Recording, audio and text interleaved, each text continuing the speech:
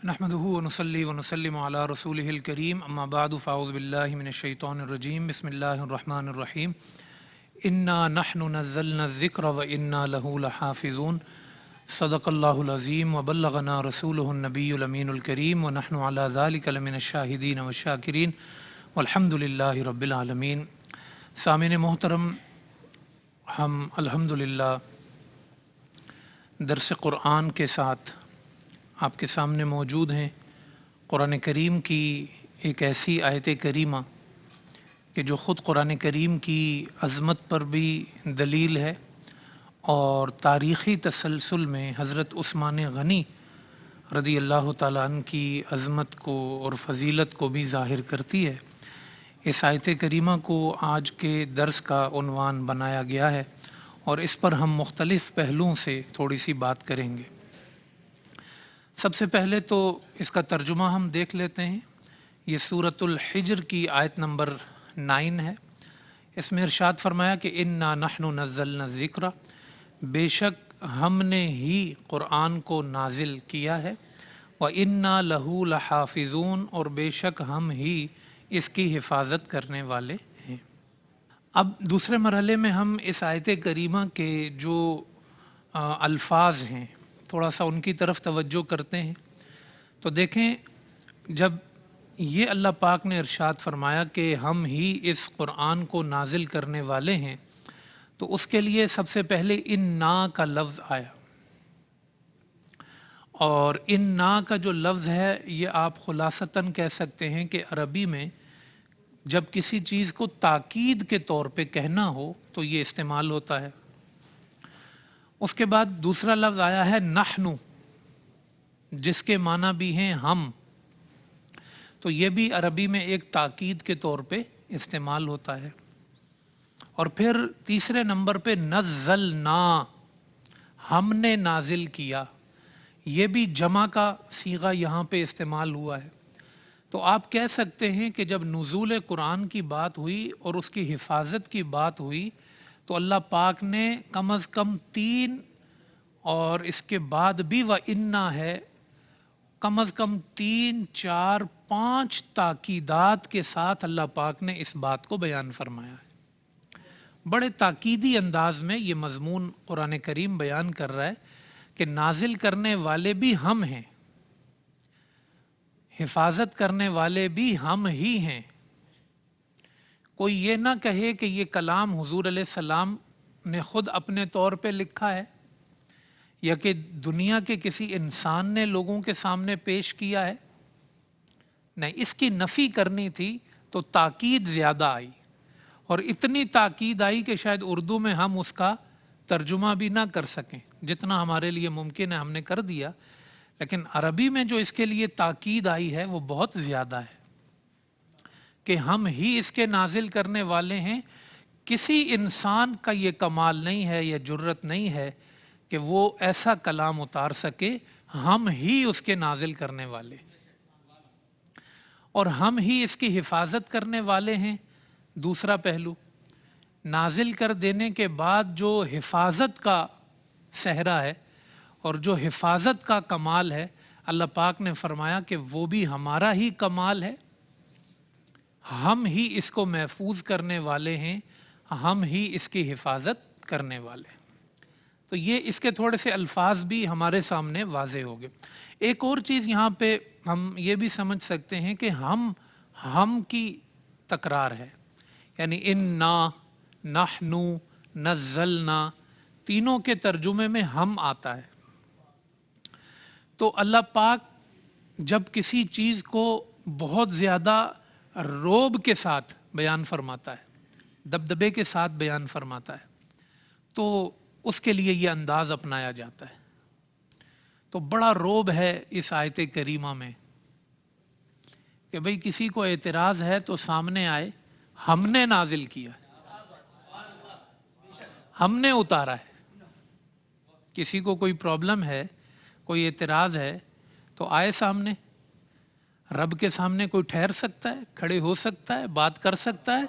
कहा हम ही उतारने वाले हैं, हम ही हिफाजत करने वाले। तो पूरी दुनिया को एक खुला चैलेंज भी इसमें आ गया کہ بھئی کوئی اس کی حفاظت پہ نقد لگانے والا ہے، اس کی حفاظت کو ڈیمیج کرنے والا ہے، اس میں کوئی چیز داخل کرنے والا ہے یا اس میں کوئی کمی کرنے والا ہے، کوئی نہیں ہے۔ کیوں؟ ہم نے اعلان کر دیا ہے کہ ہم ہی اس کی حفاظت کرنے والے ہیں۔ تو یہ انداز بھی اس آیت کریمہ میں بتایا گیا۔ پچھلی کتابوں کے ساتھ یہ تھا کہ ایک کتاب ہوتی تھی، تو جیسے تورات ہے، تو بہت سارے نبی بار بار تکرار کے ساتھ آتے رہتے تھے، اور ان کے علماء ہی کے حوالے کر دیا گیا تھا کہ وہ اس کو محفوظ رکھیں۔ قرآن کریم نے اس مضمون کو بیان کیا ہے، انا انزلنا التوراۃ فیہا ھدی ونور یحکم بہا النبیون الذین اسلموا للذین ہادوا والربانیون والاحبار بما استحفظوا۔ اس کی جو حفاظت ہے ان کے جو احبار، ان کے رہبان، ان کے علماء تھے، ان کے حوالے کی گئی ہے کہ ہم نے یہ نور والی کتاب تورات نازل کر دی ہے، آپ نے اس کی حفاظت کرنی ہے۔ اور قرآن کریم کا یہ اعجاز ہے، قرآن کریم کی یہ انفرادیت ہے اور یہ خصوصیت ہے کہ چونکہ اس نے قیامت تک رہنا تھا، تو اللہ پاک نے اس کی حفاظت کسی کے ذمے نہیں ٹھہرائی، بلکہ اللہ پاک نے اس کی حفاظت کا خود وعدہ لیا اور فرمایا کہ ہم خود ہی اس کی حفاظت کرنے والے ہیں، جیسے ہم نے اس کو جمع کیا۔ آپ صلی اللہ علیہ وسلم نے جب وحی نازل ہونے کے بعد کوشش کی کہ جلدی جلدی پڑھیں، کیونکہ جب آدمی کسی چیز کو یاد کرنا چاہتا ہے تو جلدی جلدی پڑھتا ہے کہ یہ ذہن میں بیٹھ جائے، دل میں محفوظ ہو جائے۔ جب حضور علیہ السلام نے اس طرح کیا تو پھر وحی آئی، لا تحرک بہ لسانک لتعجل بہ ان علینا جمعہ وقرآنہ۔ اے نبی، اپنی زبان رسالت کو جلدی جلدی حرکت نہ دیجئے، ان علینا جمعہ، جو وحی ہم نے بھیجی ہے آپ کے دل میں اس کو جمع کرنا بھی ہماری ذمہ داری ہے، وقرآنہ، اور پھر آپ کی زبان سے جاری کرنا بھی ہماری ذمہ داری ہے۔ جبریل لے کے آئیں گے، یہ آپ کے دل میں بھی بیٹھ جائے گا، اور پھر جیسا دل میں محفوظ ہے ویسا ہی آپ کی زبان سے جاری بھی ہو جائے گا۔ تو یہ حفاظت قرآن کا آپ اس کو پہلا مرحلہ کہہ سکتے ہیں۔ عہد نبوی صلی اللہ علیہ وسلم میں 3 مرحلے ہیں پھر اس قرآن کریم کی حفاظت کے، اور پہلے مرحلے کے اندر آپ صلی اللہ علیہ وسلم کے سینہ اقدس میں اس قرآن کریم کو جمع کر دیا گیا، اور آپ صلی اللہ علیہ وسلم کو جیسے محفوظ ہوا تو آپ نے ویسے ہی اپنے صحابہ کے سینوں میں بھی محفوظ کر دیا۔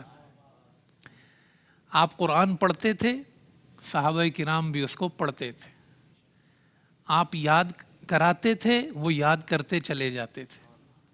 ٹھیک ہے، تو عہد نبوی میں جو حفظ ہے قرآن کریم کا، آیتوں کو یاد کرنے کا، خود آپ صلی اللہ علیہ وسلم کا بار بار اس کو پڑھنا، تہجد میں پڑھنا، نمازوں میں پڑھنا، ویسے تلاوت کرنا، اور پھر کبھی جبریل کا آسمانوں سے اتر آنا اور حضور کا کہنا کہ جبریل آؤ دور کرتے ہیں، تم مجھے سناؤ میں تمہیں سناتا ہوں۔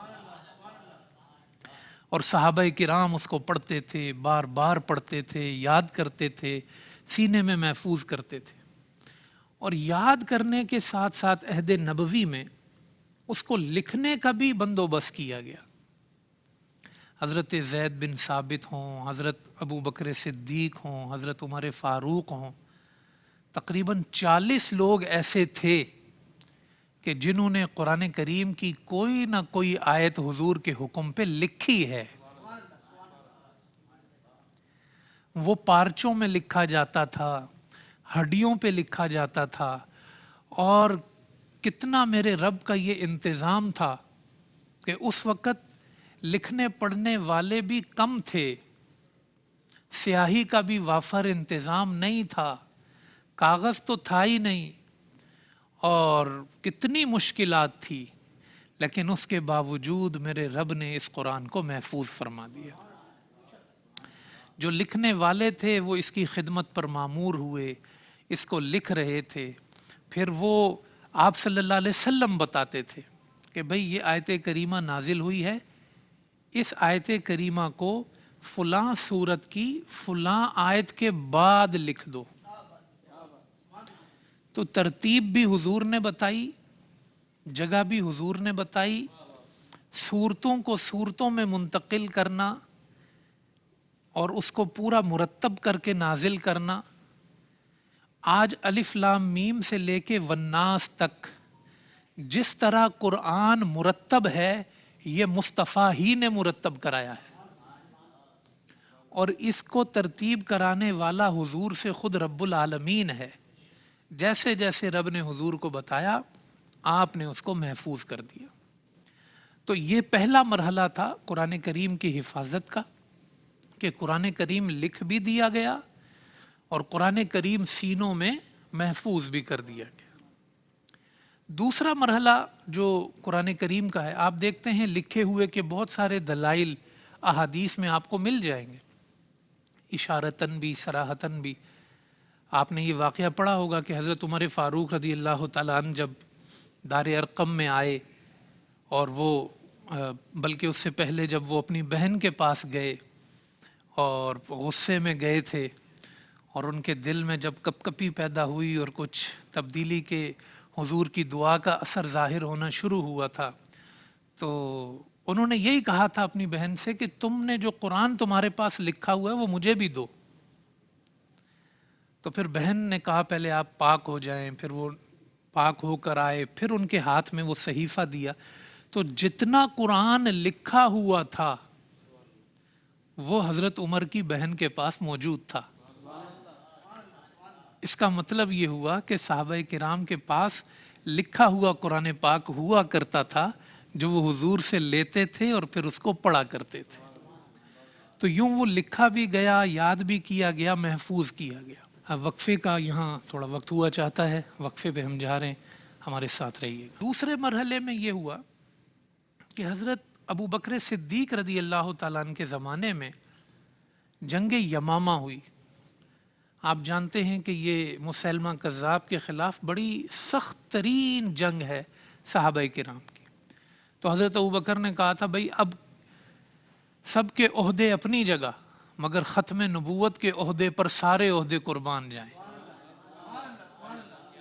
تو جو بدری ہیں وہ بھی پہنچیں، جو عالم ہیں وہ بھی پہنچیں، جو فقی ہیں وہ بھی پہنچیں، جو حافظ ہیں وہ بھی پہنچیں۔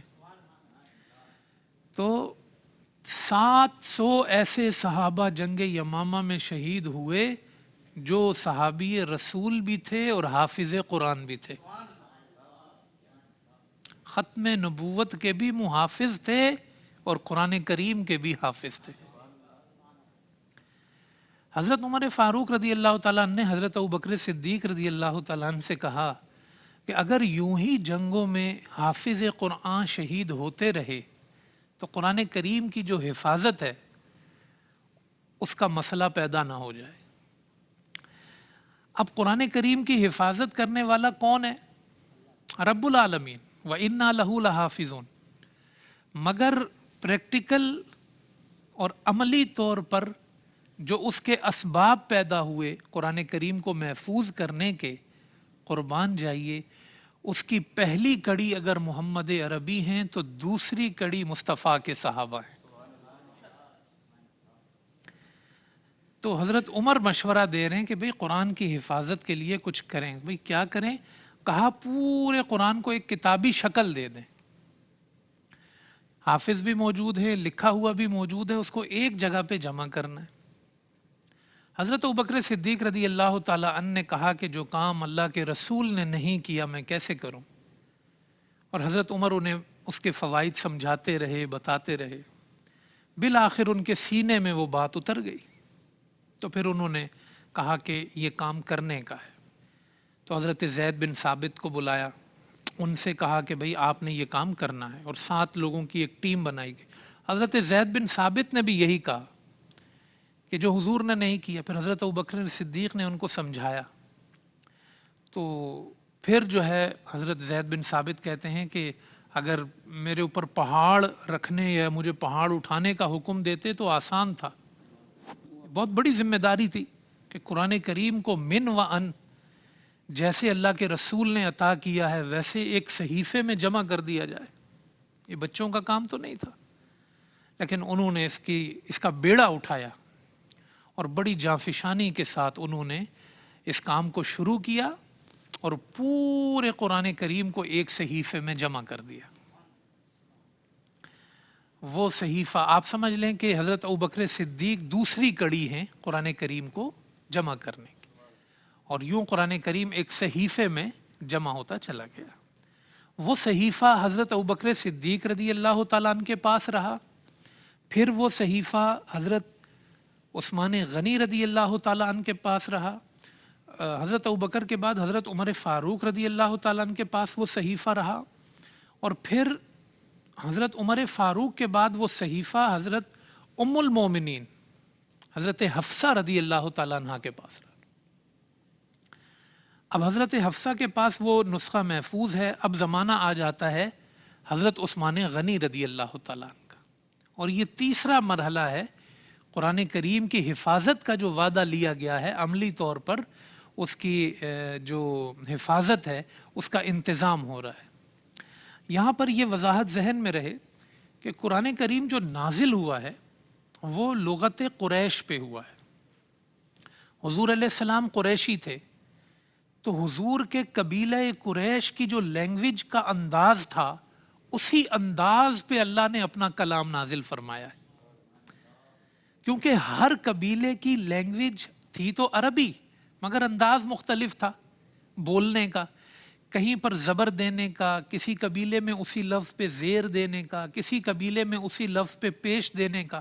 لفظ ایک ہے لیکن اس کے شروع میں کوئی زبر سے پڑھتا تھا، کوئی زیر سے، کوئی پیش سے پڑھتا تھا۔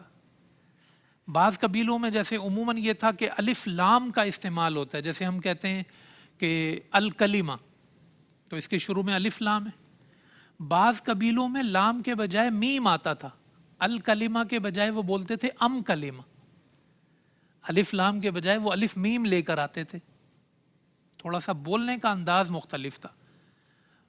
بعض قبیلوں میں جیسے گول تا ہے، اس پہ وقف کرتے تھے تو ہا بن جاتا ہے، جیسے کلیمہ۔ بعض قبیلوں میں تھا کہ گول تا پہ وقف کرتے تھے تو تا بن جاتا تھا، جیسے کلیمت، وہ کلیمہ نہیں بولتے تھے، کیا بولتے تھے؟ کلیمہ۔ تو مختلف قبائل کا جو انداز گفتگو تھا الفاظ کے اعتبار سے، وہ اس میں اختلاف پایا جاتا تھا۔ اب جب قرآن کریم حضور کے لہجے پہ نازل ہوا تو لوگ اس کو اپنے اپنے لہجے میں بھی پڑھ لیا کرتے تھے، کیونکہ معنی کے اندر کوئی تبدیلی نہیں آتی تھی، تو شروع میں اس کو اتنا محل اعتراض نہیں بنایا گیا، اس کو فوکس نہیں کیا گیا زیادہ۔ حضرت عثمان غنی کے دور تک تو آپ جانتے ہیں کہ 22 لاکھ مربع میل کے بعد آپ نے اس کو اور زیادہ بڑھایا، کہاں کہاں تک اسلام پھیل گیا۔ حضرت حذیفہ بن یمان کہتے ہیں کہ ہم آرمینیا اور آذربائیجان میں جب اہل شام کی فوجوں کے ساتھ ٹکرائے ہیں تو وہاں پہ مختلف قبیلوں کے جو مسلمان تھے، میں نے ان کو قرآن کریم کے اس اندازے گفتگو جو قرآن کریم کا ہے الفاظ کا، اس میں نے جھگڑتے ہوئے دیکھا، اور ہر بندہ یہ دعویٰ کر رہا تھا کہ قرآن میرے قبیلے کے مطابق نازل ہوا ہے، قرآن میرے قبیلے کی لینگویج پہ نازل ہوا ہے، میں ٹھیک ہوں تم غلط ہو۔ وہ کہتا تھا میں ٹھیک ہوں تم غلط ہو، اور ہاتھا پائی بھی ہو جاتی تھی۔ تو اب حضرت حذیفہ بن یمان جو تھے، جو حضور کے رازدار بھی تھے اور بڑا اہم کردار ہے ان کا تاریخ اسلام میں، وہ حضرت عثمان غنی رضی اللہ تعالیٰ عنہ کے پاس آئے اور آ کر کہا کہ آپ قرآن کریم کو اس فتنے سے محفوظ کریں، اس کی کوئی راہ نکالیں، لوگ اس کے لفظوں پہ جھگڑ رہے ہیں۔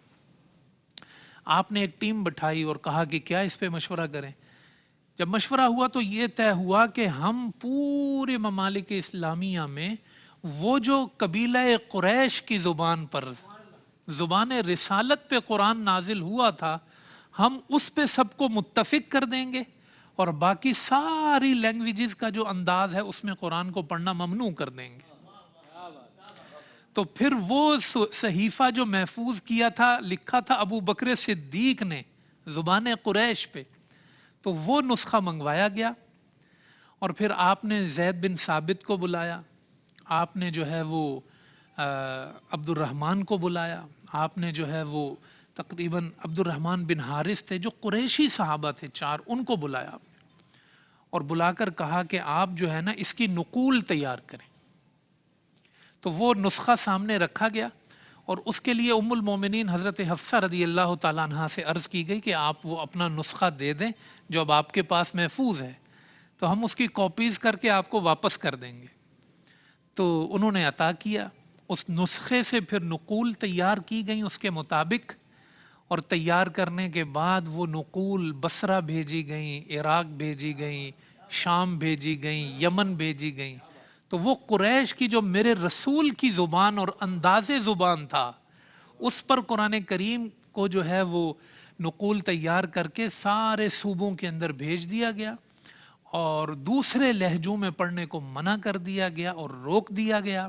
تو وہ جو جھگڑا حضرت عثمان غنی کے دور میں قرآن کریم کے لفظوں پر واقع ہو رہا تھا، وہ جھگڑا جو ہے رکتا چلا گیا۔ اور آپ کہہ سکتے ہیں کہ سب سے پہلا اصل تو قرآن کریم کو جمع کرنے والا اللہ ہے، جامع القرآن وہ ہے، لیکن اس نے جو پھر ظاہری اسباب بنائے، تو زمین پر پہلے جامع القرآن محمد مصطفیٰ تھے، دوسرے جامع القرآن ابو بکر صدیق تھے، اور تیسرے جامع القرآن عثمان غنی تھے۔ اور جامع القرآن کا یہ معنی ہے کہ انہوں نے ایک لینگویج پہ لوگوں کو جمع کر دیا۔ آپ یہ بھی کہہ سکتے ہیں جامع الناس علی القرآن، سارے زمانے کو اگر قرآن پہ کوئی جمع کرنے والا ہے تو عثمان غنی ہے۔ سارے زمانے کو جامع الناس، سارے زمانے کو اگر کوئی قرآن پہ جمع کرنے والا ہے تو وہ کون ہے؟ عثمان غنی ہے۔ تو یہ وہ کارنامہ ہے جو پوری امت مسلمہ کے لیے اور تمام مسلمانوں کے لیے احسان مندی کا ایک معاملہ ہے، اور اس میں احسان ہم پر کیا گیا امت مسلمہ پر، اور اللہ کا ان پہ کرم ہوا کہ انہوں نے اس کو جو ہے وہ جمع کر کے لوگوں کے سامنے رکھ دیا۔ اور پھر اللہ پاک نے جو اس کی حفاظت کا وعدہ لیا تھا، وہ حفاظت کا وعدہ پورا ہو گیا۔ اور خلیفہ وقت جو تھے مامون الرشید، ان کے پاس ایک یہودی عالم آیا اور بڑی اچھی اس نے گفتگو کی، اور مامون الرشید نے، ہارون الرشید تھے بلکہ، ہارون الرشید نے ان پہ اسلام پیش کیا۔ انہوں نے اس سے انکار کیا کہ ابھی میں اسلام قبول نہیں کرتا۔ اگلے سال وہ یہودی عالم جو آئے تھے، اگلے سال جب آئے تو مسلمان عالم بن کر آئے۔ تو ہارون الرشید نے پوچھا کہ آپ کو کیا وجہ بنی اسلام قبول کرنے کی؟ تو کہا وجہ یہ بنی کہ میں نے تورات کے بھی اپنی طرف سے 3 نسخے لکھے، اور لکھنے کے بعد میں نے اس کے اندر کچھ کمی زیادتی کر دی، اور جب میں ان کے مکتبے پر گیا اور جا کر میں نے اس کو بیچا کہ بھئی یہ میرے پاس لکھی ہوئی تورات ہے، تو انہوں نے اس کو دیکھا اور خرید کے اپنے مکتبے میں رکھ لیا۔ انجیل کے ساتھ میں نے ایسا کیا تو وہ بھی ایسا ہی ہوا۔ قرآن کریم کے میں نے 3 نسخے لکھے، اور لکھ کر میں نے اس میں کچھ کمی زیادتی کر کے اسلامی مکتبے پہ گیا میں، اور میں نے کہا یہ میں قرآن کریم کے صحیفے میرے لکھے ہوئے ہیں، تو آپ یہ اپنے پاس رکھ لیں۔ انہوں نے لیا اور اس کو پڑھا اور دیکھا، تو جو اس کے اندر غلطیاں تھیں وہ انہوں نے کوڈ کر لی، اور کہا کہ یہ آپ نے جو لائے ہیں یہ ٹھیک نہیں ہے، اس کے اندر غلطیاں، اس لیے ہم آپ کی یہ نسخے نہیں خریدیں گے۔ تو وہ شخص جو یہودی عالم تھا وہ کہتا ہے مجھے یقین ہو گیا کہ جن کی کتاب محفوظ ہے ان کا دین بھی محفوظ ہے، اور وہ دین حق پر مبنی دین ہے، تو میں اس وجہ سے مسلمان ہوا اور میں نے اسلام کو قبول کر لیا۔ تو یہ قرآن کریم کا محفوظ ہونا جو رب نے اس کا جو ہے وہ ذمہ لیا ہے، اور بلکہ کیا شان ہے میرے رب کی، اس نے قرآن اتارا تو کہا میں نے قرآن محفوظ کر دیا ہے، اور قرآن والا اتارا جس کے سینے پہ قرآن اتارا تو کہا واللہ یعصمک من الناس، اے قرآن والے میں قرآن بھی محفوظ کر دوں گا اور تجھے بھی محفوظ کر دوں گا، لوگوں سے آپ کی حفاظت کروں گا۔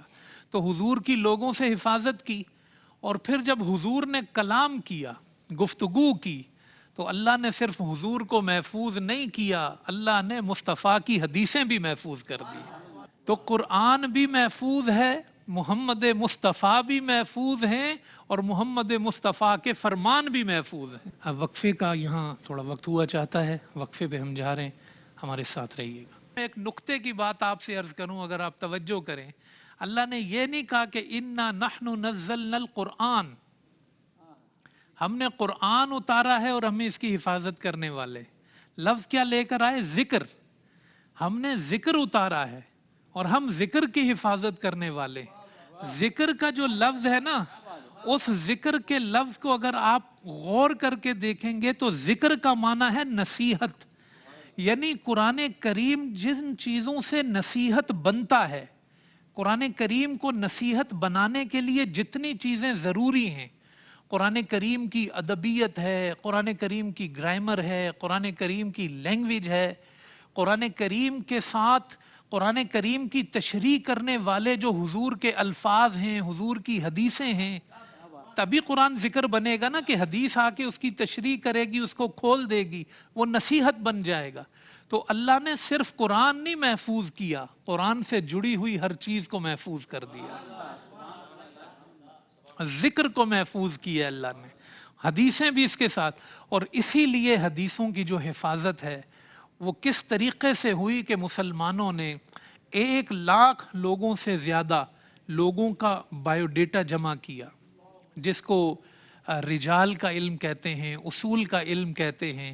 اس علم کے اندر ائمہ اسلام نے لوگوں کا بایو ڈیٹا، بایوگرافی جمع کر کے جو قرآن کے ساتھ حدیثوں کو محفوظ کرنے والے تھے، ان سب کو پرکھا گیا کہ کون ہے کہ جس کی بات پر اعتبار کیا جا سکتا ہے، کون ہے کہ جس کی بات پر اعتبار نہیں کیا جا سکتا ہے۔ حدیثیں سچے کا فرمان ہے تو اسی سے لیں گے جو خود بھی سچا ہوگا، سچوں کی بات سچوں سے لی جائے گی۔ تو 1,00,000 کم از کم لوگوں کو کھنگالا گیا، پھر دیکھا گیا کہ کس کی سطح کیا ہے، کس کا درجہ کیا ہے، کون کتنا سچا ہے، اس اعتبار سے حدیث کی سندیں قائم کی گئیں۔ آپ کہیں گے کہ بھائی ضعیف سندیں بھی ہوتی ہیں، تو میں کہوں گا بھلے ہوتی ہیں ضعیف سندیں، اس سے حدیثوں پہ کوئی فرق نہیں پڑتا ہے۔ کیوں؟ اس لیے کہ طریقہ تو وضع ہو گیا نا، پتہ تو چل جاتا ہے نا کہ کون سی سند ضعیف ہے، کون سی صحیح ہے۔ تو جب چیز واضح ہو جاتی ہے تو پھر حدیثوں پہ اعتراض کیسا؟ تو اللہ نے اپنے قرآن کو بھی محفوظ کیا، مصطفیٰ کے فرمان کو بھی محفوظ کیا، اور یہی وہ طریقہ ہے کہ یہ دین غیر مبدل ہے، تبدیل نہیں ہو سکتا۔ قرآن غیر مبدل ہے، لا یأتیہ الباطل من بین یدیہ ولا من خلفی، نہ دائیں سے کوئی چیز اس میں داخل ہو سکتی ہے، نہ بائیں سے کوئی چیز اس میں داخل ہو سکتی ہے، نہ پیچھے اور آمنے سامنے سے کوئی چیز اس میں داخل ہو سکتی ہے۔ اللہ کہتا ہے میں نے اس کی حفاظت کا ایسا حصار بنایا ہے، ایسا حصار بنایا ہے کہ کوئی باطل چیز اس قرآن میں داخل نہیں ہو سکتی۔ خالص چیزیں استعمال کرنے والوں، پیور کی باتیں کرنے والوں، اگر زمانے میں کوئی پیور ترین چیز ہے اور خالص ترین چیز ہے تو آ جاؤ، وہ میرے رب کا قرآن ہے، پھر اس تک پہنچو، یہ تمہیں پھر جنت کی خالص نعمتوں تک پہنچائے گا۔ سلام ہے ابو بکر صدیق پر، سلام ہے عمر فاروق پر، سلام ہے عثمان غنی پر، اور سلام ہے مولا کائنات علی مرتضیٰ پر، جنہوں نے اپنے زمانے میں قرآن کی حفاظت کا وہ ظاہری انتظام اور مرحلے پورے کیے اور رب کے کلام کو ہمارے سامنے محفوظ کر دیا۔ السلام علیکم ورحمۃ اللہ وبرکاتہ۔ وعلیکم السلام۔ بڑا اہم سوال ہے میرا، اتنے عظیم المرتبہ صحابی رسول سیدنا عثمان غنی رضی اللہ تعالیٰ عنہ، جنہیں ذو النورین کا لقب ملا، ایسی کون سا ایسا سبب تھا کہ جس کی وجہ سے آپ کو شہید کیا گیا، اور عین مدینے میں، اور اس سرزمین کے اوپر کہ جس سرزمین کو آباد کرنے میں آپ نے اپنا مال بھی خرچ کیا ہو، ذاتی طور پر آقا علیہ الصلوۃ والسلام کے ساتھ ہر طریقے کی معاملت فرمائی ہو؟ جی میں جواب وہ سبب بتائیے۔ میں اس کے جواب کے اصل مرحلے کی طرف بڑھنے سے پہلے آپ کا بڑا خوبصورت یہ سوال ہے، ہماری گفتگو سے بھی یہ جڑ جاتا ہے کہ وہ عثمان جو قرآن کریم کی حفاظت کا ذریعہ بنے تھے، قرآن سے ایسے جڑے ہوئے تھے کہ جب شہید ہوئے تب بھی قرآن پڑھ رہے تھے. صبغۃ اللہ ومن احسن من اللہ صبغہ، اور ان کا خون جو ہے وہ صحیفے پہ گرتا ہے. اور آیت کون سی ہے؟ اللہ کا رنگ، اور اللہ سے خوبصورت رنگ کس کا ہے؟ تو شہید کا خون تھا، اور وہ جام شہادت انہوں نے نوش کیا. سوال آپ کا ظاہر ہے کہ ایک مختصر سی نشست میں اس پر تفصیلی بات نہیں ہو سکتی ہے، لیکن یہ یاد رکھیں کہ حضرت عمر فاروق رضی اللہ تعالی عنہ نے جو دنیا کی باطل قوتوں کو نقصان پہنچایا تھا نا، تو جب فتح ہو جاتی ہے تب تو سارے لوگ دب جاتے ہیں ان فتوحات میں، لیکن بہرحال وہ بھولتے نہیں ہیں. تو وہ قوتیں جن کو یہود کی ہوں، عیسائیت کی ہوں، فتح بیت المقدس کو آپ دیکھ لیں، فتح ایران کو دیکھ لیں، تو دشمن بھولا نہیں تھا، اور وہ تلاش میں تھا کہ کہاں سے وار کرنا ہے. حضرت عمر فاروق رضی اللہ تعالیٰ عنہ بھی آپ دیکھیں شہید ہوئے. حضرت عثمان غنی رضی اللہ تعالیٰ عنہ کے دور کے 12 سالوں کے پہلے 6 سال بہت خوبصورت اور اعلیٰ طریقے سے گزارے گئے، لیکن اگلے 6 سال میں ان کے اندر فتنہ پیدا کیا گیا جیسے آپ نے اشارہ کیا، اور وہ ان کی شہادت پر منتج ہوا.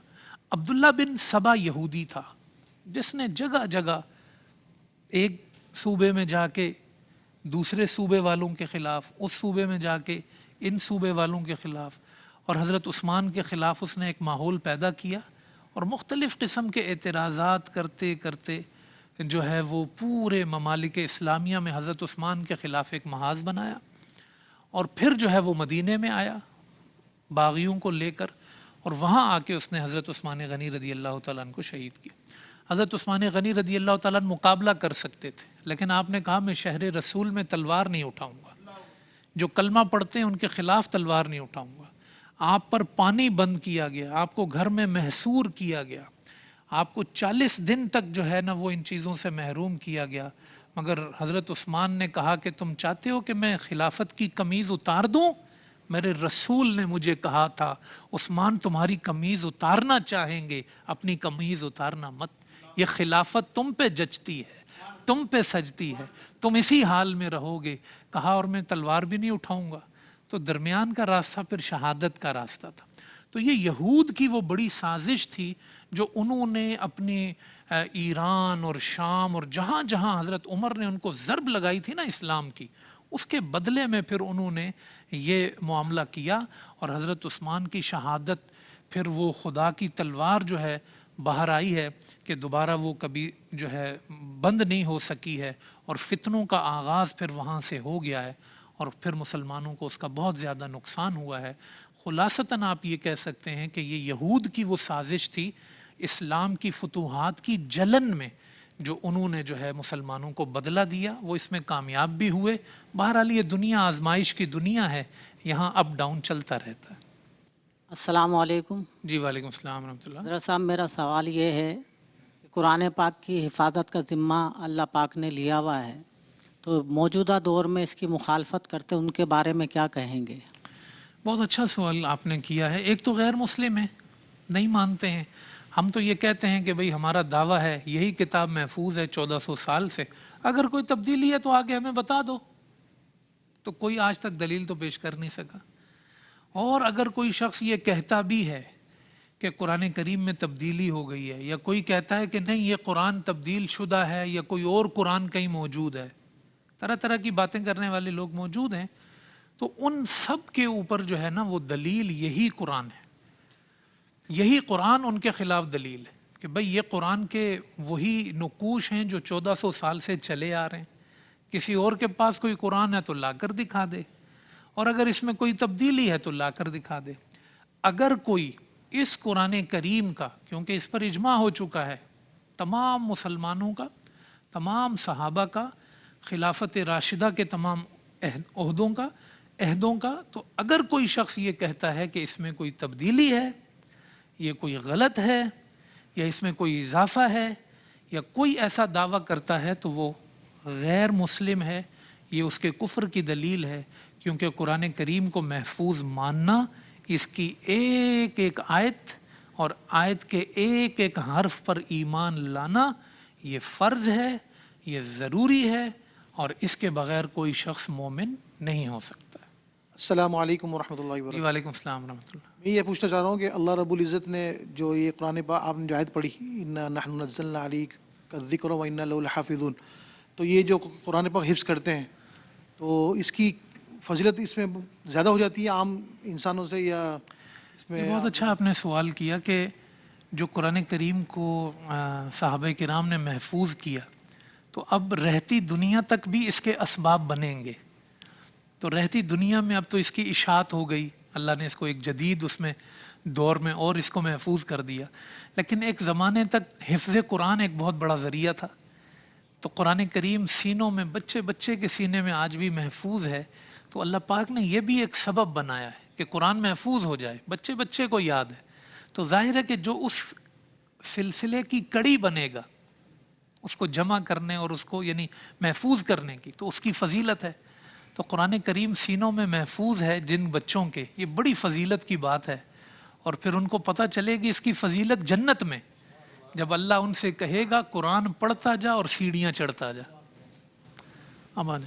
جی السلام علیکم۔ وعلیکم السلام ورحمۃ اللہ۔ حضور آپ سے ایک سوال ہے کہ میں پوچھنا چاہ رہا ہوں کہ حضرت عمر فاروق رضی اللہ تعالیٰ عنہ کا ان باتوں میں کیا کنٹریبیوشن ہے اس حوالے سے؟ بہت اچھا آپ نے سوال کیا یہ بھی کہ حضرت ابوبکر صدیق رضی اللہ تعالیٰ عنہ کی بات کی ہم نے۔ حضرت عمر کا اگر آپ دیکھیں گے کنٹریبیوشن کے حوالے سے تو میں کہتا ہوں سب سے بڑا کنٹریبیوشن تو یہ ہے کہ آپ نے امت کو نماز تراویح کا تحفہ عطا کر دیا۔ آج بھی ہم کہتے ہیں کہ جو بچہ تراویح پڑھتا ہے اس کو قرآن پکا ہو جاتا ہے، تو قرآن کریم کو محفوظ کرنے کا ایک بڑا ذریعہ نماز تراویح بھی بنی۔ آج بھلے لوگ نماز تراویح پہ کوئی یہ بات کرتا ہے کوئی وہ بات کرتا ہے، لیکن وہ باتیں کرتے رہ جائیں گے، زمانے کا حافظ تراویح پڑھتا رہے گا، حضرت عمر کو ثواب ملتا رہے گا۔ وآخر دعوانا ان الحمد للہ رب العالمین۔